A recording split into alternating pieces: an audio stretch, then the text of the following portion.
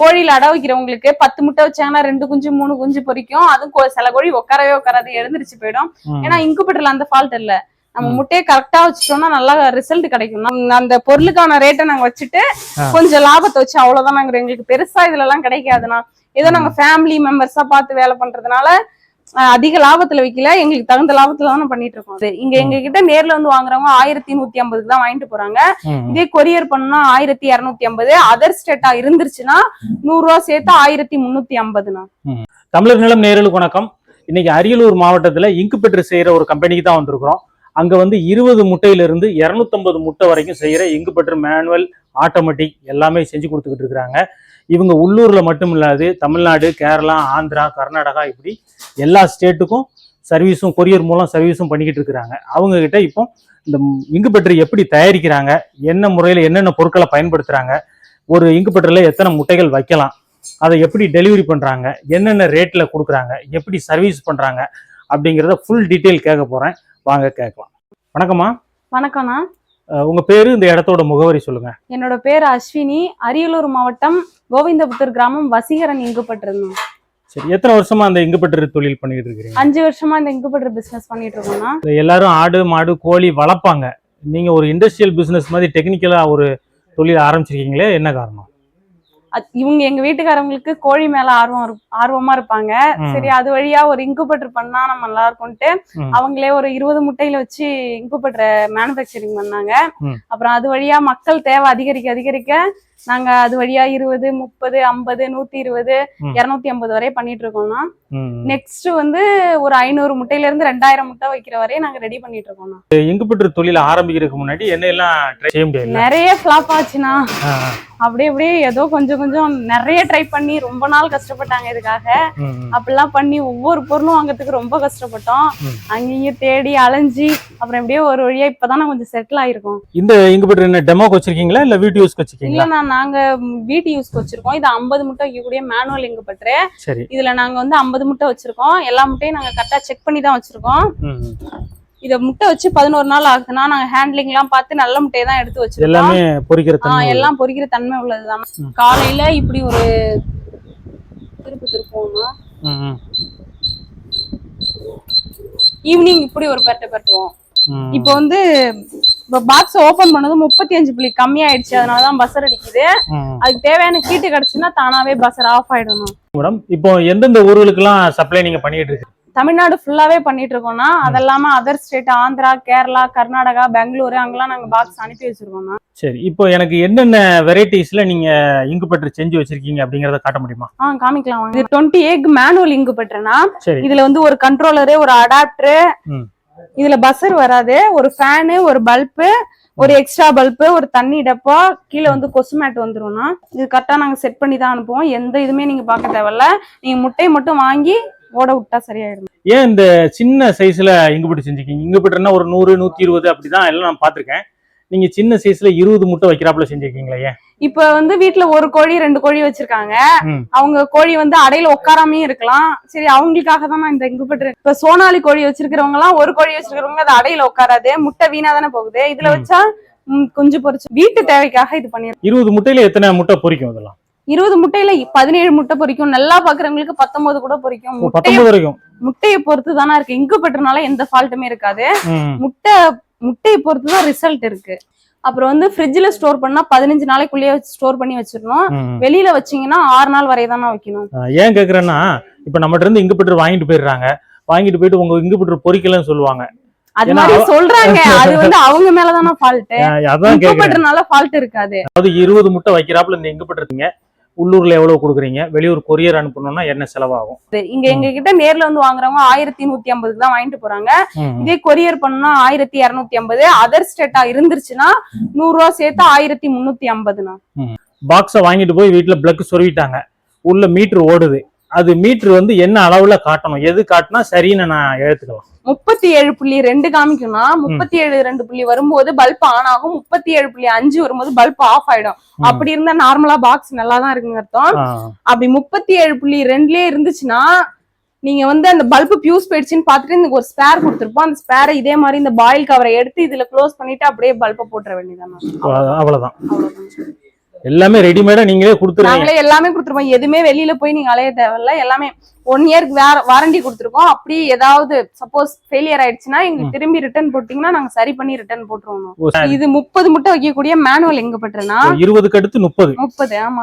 சரி, இந்த 20 முட்டை வைக்கிறதுக்கும் இந்த 30 முட்டை வைக்கிறதுக்கும் ஏதோ மாறுதல் எதுவும் பண்ணி வச்சிருக்கீங்களா? பண்ணிருக்கோம்னா அதுல வந்து பல்ப் பியூஸ் போயிடுச்சுன்னா நம்ம அந்த கண்ட்ரோலர் பார்த்து தான் தெரிஞ்சுக்க முடியும். ஆனா இதுல பல்ப் பியூஸ் போயிடுச்சுன்னா தானாவே ஒரு அலாரம் அடிக்கும். அதுக்காக நாங்க பஸர் செட் பண்ணிருக்கோம். இதுக்கு டபுள் கண்ட்ரோலர் வரணும்.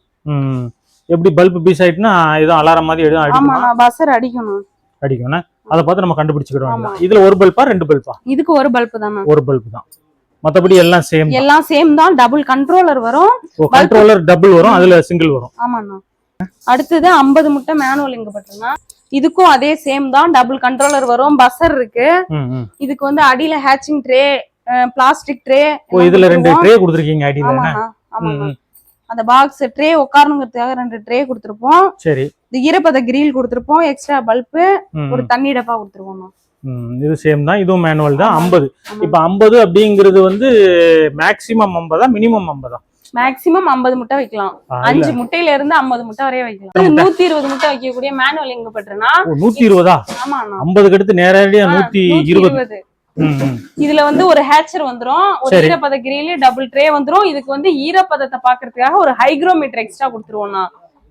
ஈரப்பதம் என்ன ஈரப்பதம் இருக்கணும் அப்படின்னு இதுல வந்து 80 to 90 இருக்கணும்னா அந்த ஈரப்பதம் இருந்ததுன்னா அது குஞ்சு பொரிக்கக்கூடிய ஈரப்பதம். அது கம்மியா இருந்தா நம்ம வந்து ஈரப்பதத்தை இன்க்ரீஸ் பண்ணோம்னா. அதுக்காக இது வந்து பிசினஸ் பண்றவங்களுக்காக பண்றது. 120 முட்டைங்கிறது தொழில் ரீதியா போகும்போது பண்றது. கம்மி டெம்பரேச்சர்ல இருந்தா உங்களுக்கு தெரியாது ஈரப்பதம் எவ்வளவு இருக்கு என்னன்னு. அதனாலதான் ஹைக்ரோமீட்டர் கொடுத்துருக்கோம். தேவைப்பட்ட ஆட்டோமேட்டிக்கா செஞ்சுக்கலாம். அடுத்தது வந்து 250 முட்டை வைக்கக்கூடிய மேனுவல் எங்க பட்டுனா இதுல வந்து டபுள் ஹேச்சர் வந்துரும். 3 கண்ட்ரோலரு, டபுள் ஹேச்சரு, 3 கண்ட்ரோலரு, 2 பல்ப், 2 பெரிய ஃபேன் வந்துரும். இதுக்கு 2 ட்ரே இருக்குண்ணா இதுல. ஆமாண்ணா. டபுள் ஹேச்சர் வந்துரும், 3 கண்ட்ரோலர் வந்துரும். இதுல வந்து 2 பல்ப் போடுறதுனால ஒரு ரிலே எக்ஸ்ட்ரா வச்சிருவோம். அந்த கண்ட்ரோலோட ரிலே தாங்காதுங்கிறதுனால எக்ஸ்ட்ரா ஒரு ரிலே கனெக்ட் பண்ணிருக்கோம். இந்த ஆட்டோமேட்டிக், ஃபுல்லி ஆட்டோமேட்டிக், அதாவது முட்டையை வச்சுட்டா நம்ம அதுக்கப்புறம் நம்ம முட்டையை தொடைய வேண்டாம், அந்த மாதிரி மிஷின் வச்சிருக்கீங்களா? அப்படி இருக்குன்னா நம்ம அது எதுவுமே பண்ண தேவையில்ல. அதுவே முட்டையை தானா ரொட்டேட் பண்ணிக்கும். 4 மணி நேரத்துக்கு ஒரு டைம் ட்ரே வந்து மூவ் ஆகும். சரி, இதுல பயன்படுத்தி இருக்கிற பொருள்லாம் எனக்கு சொல்லுங்க. இதுல வந்து ஒரு அடாப்டர், 3 கண்ட்ரோலர் வரும்னா சப்போஸ் இடையில ஒரு கண்ட்ரோலர் ஃபெயிலியர் ஆயிடுச்சுன்னா இந்த சுவிட்ச் ஆன் பண்ணா இன்னொரு கண்ட்ரோலர் ஒர்க் ஆகும்னா. அப்புறம் ஒரு டைமர் வந்துரும், ஒரு பஸர் வந்துரும், ஃபீமேல் பின்னு, டபுள் ட்ரே வந்துரும். இது வந்து 120 முட்டை ஆட்டோமேட்டிக் இங்கு பட்டுறனா இதுல வந்து டபுள் ட்ரே வந்துரும், ஹேச்சர் வந்துரும், ஈரப்பத கிரில் வந்துரும், ஹைக்ரோமீட்டர் வந்துரும். இந்த ட்ரே செய்யறதுக்கான அலுமினியம் நல்லா ஹெவி குவாலிட்டியா தான் இருக்கும், நல்லா ஸ்ட்ராங்கா இருக்கும். அப்புறம் இதுக்கு மாதிரி மோட்டர் வந்துரும். இதுல மோட்டர் செட் பண்ணி அனுப்புவோம். 2 பல்பு, 3 ஃபேன் வந்துரும்னா இதுக்கு. இது வந்து ஹைக்ரோமீட்டர்னா இது வந்து 120 மேனுவல், 250 மேனுவல், 20, 36, 49, 120 ஆட்டோமேட்டிக் இது தருவோம். இது வந்து லாஸ்ட் 3 நாள் தான் வச்சு செக் பண்ணோம். பாக்ஸ் ஓட விட்டுட்டு எந்த பாக்ஸ்ல எனக்கு கொடுப்பீங்க? இது 120, 250 ஆட்டோமேட்டிக் தருவோம்னா இது லாஸ்ட் 3 நாள் தான் இதை நம்ம வச்சு செக் பண்ணணும். வச்சுட்டு 1 மணி நேரம் கழிச்சு பார்த்தா இதுல வந்து 80 to 90% காமிச்சதுன்னா நார்மலா இருக்கு, குஞ்சு பொரிக்கிறதுக்கு தேவையான ஈரப்பதம் அந்த பாக்ஸ்ல இருக்குன்னு நம்ம பாத்துக்கலாம். அப்படி அது குறைவா இருந்துச்சுன்னா நம்ம அதுக்கு தகுந்த மாதிரி ஈரப்பதத்தை வந்து இன்க்ரீஸ் பண்ணணும். அது கூடுதலா போச்சுன்னா அதுக்கு தகுந்த மாதிரி ஈரப்பதத்தை கம்மி பண்ணிக்கணும். அதுக்காக தானே இது கொடுத்துருக்கோம். இது மாதிரி யாருமே கொடுத்தது இல்ல, நாங்க மட்டும் தான் இதை பண்ணிட்டு இருக்கோம். அப்படி இல்லைன்னா எல்லா இன்குபேட்டரை விட ரேட் அதிகமா இருக்குன்னு நிறைய பேர் சொல்றாங்க தான். இருந்தாலும் எங்க பொருள் எல்லாமே குவாலிட்டியா தான் இருக்கும். நாங்க யூஸ் பண்ற கண்ட்ரோலர் வேற யாருமே யூஸ் பண்ணல. இந்த ஒரு கண்ட்ரோலோட விலை மட்டுமே 300 ரூபாய் வரும். நாங்க குடும்பமா பண்றதுனால அந்த பொருளுக்கான ரேட்டை நாங்க வச்சுட்டு கொஞ்சம் லாபத்தை வச்சு அவ்வளவுதான். நாங்க எங்களுக்கு பெருசா இதுல எல்லாம் கிடைக்காதுன்னா ஏதோ நாங்க ஃபேமிலி மெம்பர்ஸா பார்த்து வேலை பண்றதுனால அதிக லாபத்துல வைக்கல, எங்களுக்கு தகுந்த லாபத்துல தான் பண்ணிட்டு இருக்கோம். இப்ப அடுத்த கட்டமா என்ன வளர்ச்சியை எதிர்நோக்கி செய்றீங்க? அடுத்த கட்டமா 500 முட்டையில இருந்து 2000 முட்டை வரைய செய்யலான் இருக்கோம்னா. இது மாதிரி கேக்குறவங்களுக்கு வீட்லயே போய் பண்ணி கொடுத்துருக்காங்க. இனிமேல் நம்மளே மேனுஃபேக்சரிங் பண்ணி கொரியர்ல அனுப்புற மாதிரி. ஒரு வீட்ல கோழி வளர்க்குறவங்களுக்கு இந்த இன்குபேட்டர் எந்த அளவுக்கு பயன்படும்?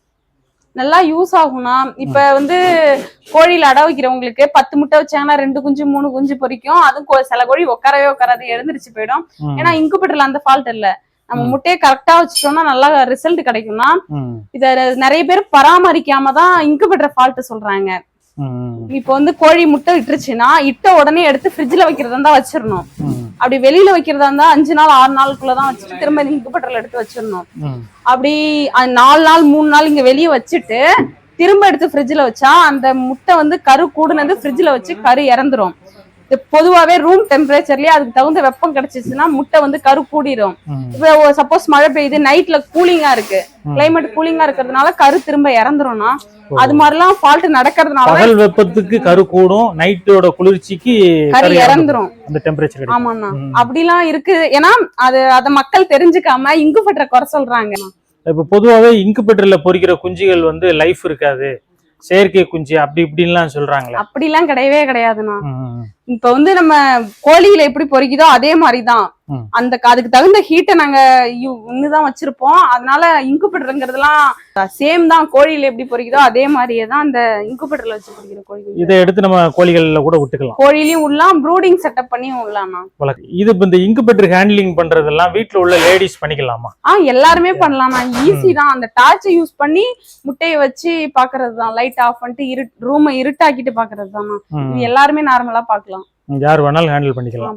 ஏன்னா கரண்ட் அது இதுன்னு சொல்றாங்களா, அந்த மாதிரி அப்படிலாம் எதுவும் கிடையாதுண்ணா. நம்ம முட்டையை தானே எடுத்து செக் பண்ண போறோம். கரண்ட்லாம் அவ்வளவு சீக்கிரம் இதுல கரண்ட் வராது. நாங்க அது கரெக்டா தான் செட் பண்ணி அனுப்பியிருக்கோம். நீங்க மேல இருக்கிற பாக்ஸ் மட்டும் ஓபன் பண்ண தேவையில்ல, மேக்ஸிமம் கரண்ட் வராது. மேடம், இந்த வீடியோ பார்த்துட்டு இந்த இன்குபேட்டர் என்ன சைஸ்ல வேணும் அப்படின்னா நான் உங்ககிட்ட எப்படி வாங்குறது, ஆர்டர் பண்றது, இல்ல நேரடியா பார்த்து வாங்கலாமா, எப்படி?